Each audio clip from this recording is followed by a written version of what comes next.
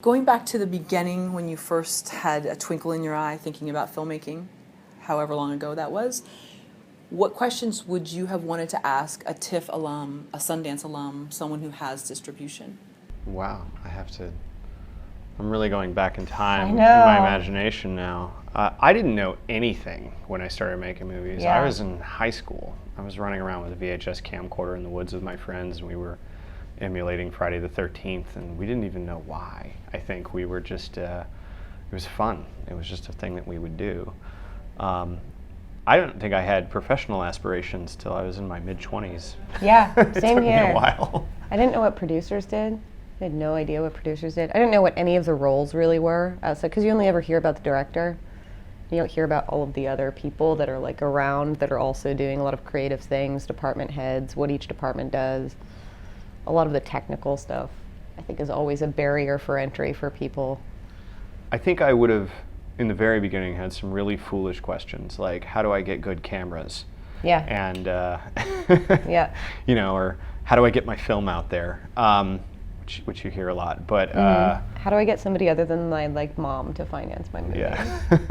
But I think down the road a little bit, it would have been more. I think it would have been more about process. It just would have been, you know, how is that scary? How did you make that scary? You know, where do the ideas come from? How do you follow through upon them? You know, I don't know. I think for me, it wasn't till I went to Sundance that I started meeting professional filmmakers, and that kind of blew my mind. So, how do you compose a scene? I think that would be one that I would ask. Like shot listing, that kind of thing. That was something that you don't even think about when you watch a film, or even when you're first getting into making them. You just think like, oh yeah, that makes sense. All of those cut together, but you don't think about like what you actually have to do and how that means like, oh, you have to turn the room around, or you know how long that process takes, and what all the moving pieces are and when they happen. Going back, same time, going back to where running around the woods with the camera, whatever. Any questions you would have asked yourself about where you two are now? I know that seems really like out there and weird, but does that make sense? you mean if you could look forward into the future and talk to yourself? Right. What would you have asked yourself about this time that you're in right now with just having screened at Cinefamily, being a TIFF, getting distribution, having several projects completed under your belt? I honestly think I would have been kind of amazed that this is still going. Yeah. I always thought, any day now, Yep. this is all going to fall apart, and the costs will outweigh the benefits, and you'll go get a real job. Mm-hmm. That still could happen. Any moment now. Yeah. That could happen today. Yep. I not to evade your question, but just to say, what I really like to fantasize about is like going back in time and talking to myself. You know, having me now, having been through all this, going back and shaking myself as a young person, and giving them all kinds of advice that, you know, I wouldn't have been able to process. You know? Really? Yeah. Anything you want to share? Make everything all the time. Yep. It's like that thing that people say, like, the secret to writing is writing. Mm-hmm. You know? Just the more that you make, the more experience you have in it, the more you're just practicing. It's like, you have to practice it just like anything else. The more times you can get on a set, it doesn't matter in what capacity. I would go PA on anyone's set right now. Just the more that you're on a set, the more you learn. So if anyone needs a PA, really, that's what I'm saying. What's your contact info? Yeah. Well, you actually were anticipating maybe my next question, because how much confidence versus uncertainty do you both have about filmmaking, even at a point where you are now? Because we know that this is a town that there's a lot of starts, a lot of stops, there's a lot of ebbs and flows, and again, it seems like a lot of it comes down to just to continue, whether it's being a PA or whether it's writing, whatever. But how confident do you feel versus uncertainty about filmmaking, your career, continuing? I know it's a weird question. No, it's funny because it's like I feel like that's changes from moment to moment, you know, of like, this is the greatest thing we've ever done. Everyone's gonna love it. It's hilarious. And then 5 seconds later being like, what are we doing? Why did we do this? No one's gonna like it. No one's gonna get it. No one's, you know, so it's like you go back and forth. But I think in the actual process though, like the making the decisions is the easy part. And then it's like, are people going to get it is kind of always the question. And that's like the best thing when you're sitting in an audience and people actually like get the tone that you're going for and they laugh at the parts that you think are funny and you're like, oh, so I'm not the only one who's like that kind of weirdo. And that's, I mean, one of the main benefits too of doing test screenings, I think, is that you see like, oh, that's not working, but it should. So what do I have to do to change it to make it work? I don't know what I'm doing, but I don't think anybody else does either. So Yeah. I had this theater director that used to say this thing. He just said, creatively, it's like the moment you know exactly what you're doing is the moment you're not doing it anymore. So that, and I think his whole point was just kind of the feeling that you get when you get into a creative endeavor and you're going, this is outside my comfort zone. This is not something, it's not emulating something I've done before. It's taking some kind of risks, whether they be tonally or structurally, or it's just doing something crazy. That if you feel some fear about that, if you feel like you're on less traveled ground, then you should embrace that. You should follow that. Professionally, I don't think there's any certainty, and I kind of feel like I'm learning that you just have to chalk that up to Hollywood and making movies. I mean, Yeah. there's no guarantee that any of this is going to turn out well or that you're going to get to do it again. So like every movie is your last movie, Yeah. you know? The Duplass brothers had this amazing keynote that they did at South by last year that was The Cavalry Isn't Coming, which I think is like the greatest title to anything. Yeah. Where they basically talk about like you have to keep doing things on your own. There's never a moment where you're like, oh, I've done it. Now we're here. Bring us your monies and your stars and let's get going. Like that never happens. You're always starting at square one.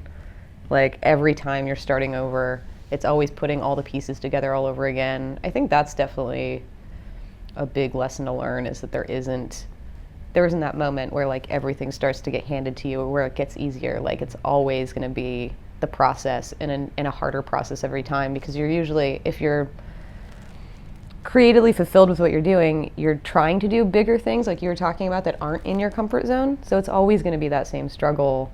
Because once that's gone, I feel like, yeah, you're just repeating the stuff you've already done, and then it's not as interesting to you.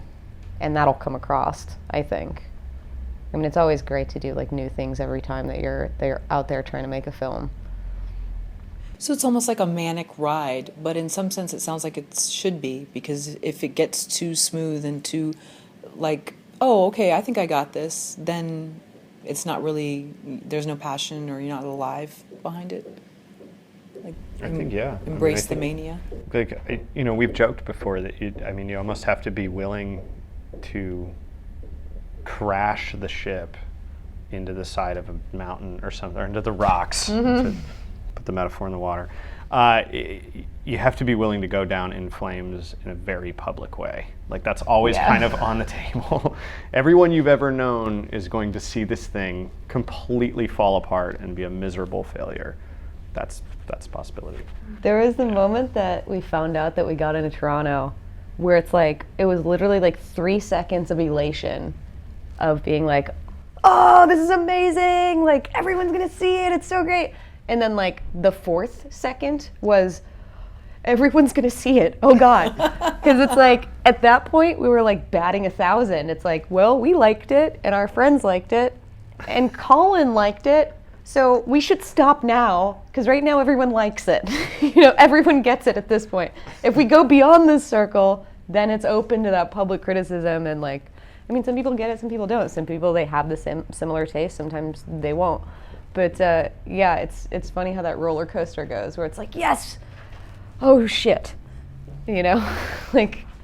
Especially, I think, in an independent space. Yeah. Because you want to do something kind of off kilter. I feel like you can more in that space too, because Since you're at like this lower budget level that we kind of work in right now, like you don't have as much oversight, and it's kind of like, oh well, as long as you bring a movie back at the end of the day, it has like a beginning, middle, and end, or semblance of, like they kind of let you have free reign. And I feel like once you get it to a larger budget level, there's a lot more oversight and cooks in the kitchen.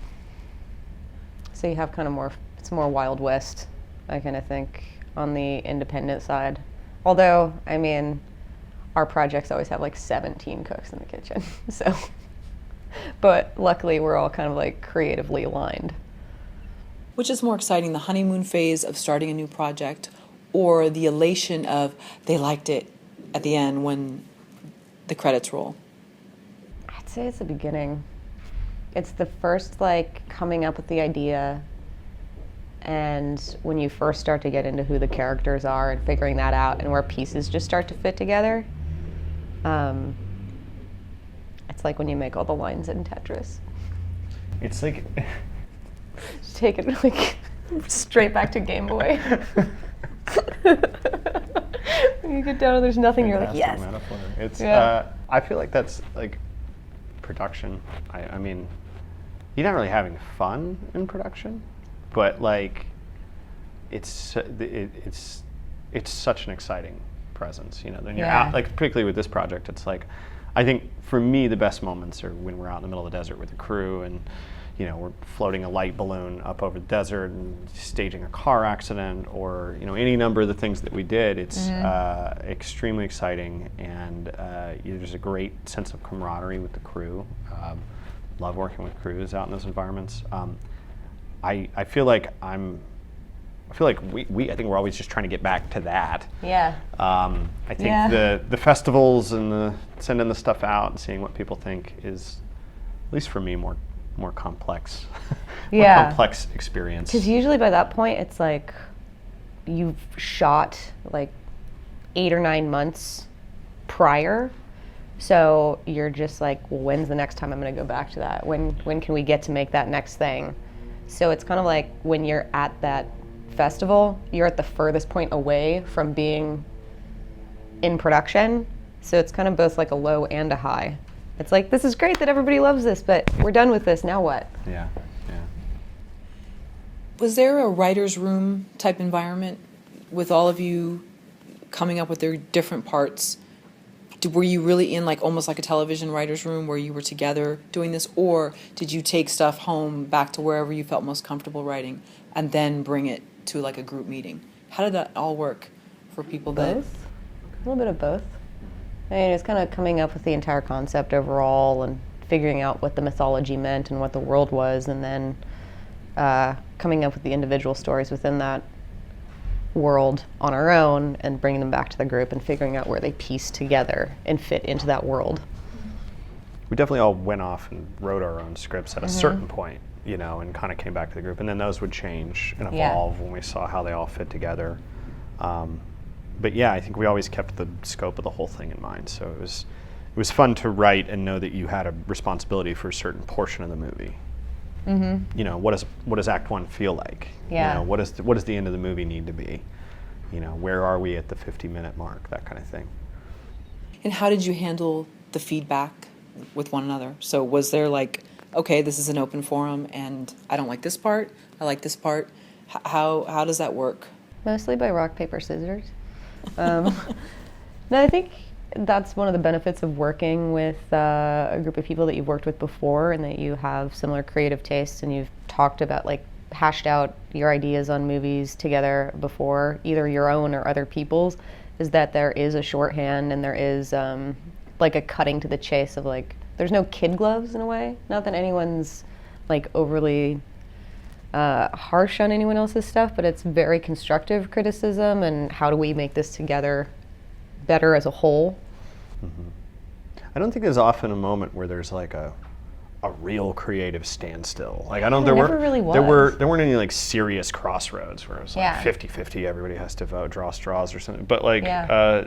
normally I think there is something that emerges, some kind of wisdom of the group if several people are around, that you can bring up an issue that you see in one of the other films and present it. And if it doesn't really gain traction with everybody else, then the concern kind of floats away, you know. But typically we're all kind of having the conversation. So like, if you say, I'm worried about that, like I think we're going to lose momentum here, or that's not going to make any sense, and we'll all talk about it, and we sort of end up in a place. And usually that can influence the individual filmmaker, or maybe they have something that they're fighting for that they haven't fully articulated yet. But it definitely, things emerge when you come together and like pressure test these ideas. That was definitely one of the coolest parts, was when we first brought the finished first edits to watch down with everyone before we strung them all together. And it was like the first time that everyone was seeing like the edited together versions. Because I was like, oh, we made a movie. We got a movie in here somewhere. And then from there, it's just whittling down and, you know, making finer and finer cuts and notes on those. But there wasn't ever like a, oh no, we're in trouble moment on any section of either prep or production or getting into the editing process and sound mix and sound design. So that was kind of really cool. I don't know if that's the same for other people working with like that many creative collaborators, but at least for us, I think we have enough similar tastes and had a really good idea going in of what it was we wanted to make that we're pretty close to that at the end from where we started. Sounds like the secret then is maybe make sure everybody's on the same page when you start, or just maybe knowing everybody's temperament and just knowing. I think if you hang around and talk movies with other filmmakers long enough, I don't even think it takes that long. You start to see who you kind of gravitate towards, or who you can have a conversation with, or who's kind of on your wavelength. So hopefully, by the time we're in that room together, at least the way this came together, you know, we kind of already know, have a rapport. Yeah. You know, we have a pretty good idea of what Tyler's going to say. You know, we know Chad is going to bring up the Incredible Day thread that didn't make it into the movie.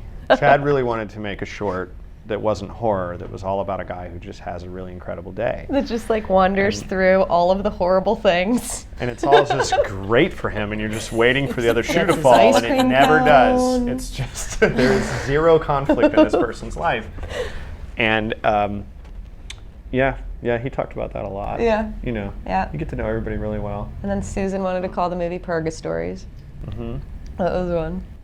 And then Pat has this amazing ability he can eat like a whole box of Altoids in a single creative meeting. Like he's just popping Altoids the entire time. If you guys interview him, he'll probably have the Altoids. Just to They're point on that, him somewhere. Yeah. So if you need, you know, it's good to sit next to Pat because he smells amazing. Thank you.